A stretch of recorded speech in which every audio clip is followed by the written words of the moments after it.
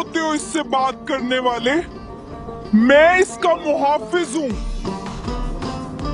तुम सबने उसे सिर्फ दुख दिया। ये लड़की अब मेरी है। तुम सब यहाँ से दफा हो जाओ।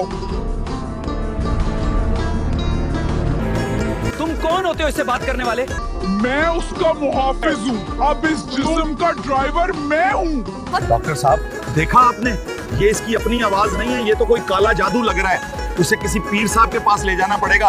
ये खान साहब, घबराएं नहीं, ये जादू नहीं बल्कि हमारे DID मुआशरे में जब कोई लड़की इस तरह की अजीब हरकतें करे तो उसे अक्सर ऊपरी असर या साया कह दिया जाता है। क्या वाकई ये जन्नात हैं या कोई ज़हनी देखिए, बीमारी? नफ्सियात में इसे डिसोसिएशन कहते हैं। ये दरअसल एक हिफाजती ढाल है। जब इंसान का जहन किसी बहुत बड़े सदमे या तकलीफ को बर्दाश्त ना कर तो सके उसका जहन टूटकर मुख्तलिफ हिस्सों में बढ़ लेकिन जाता है। डॉक्टर साहब, और ये आवाज और उम्र कैसे बदल जाती है?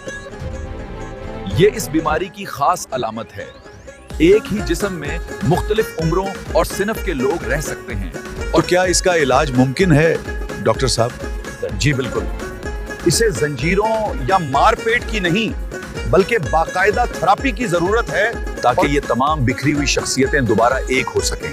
हमें उसे ये एहसास दिलाना है कि अब ये महफूज है। बहुत शुक्रिया डॉक्टर महमूद साहब। नाजरीन, याद रखें कि हर वो चीज जिसे हम साया समझते हैं वो अक्सर रूह का छुपा हुआ जख्म होता है।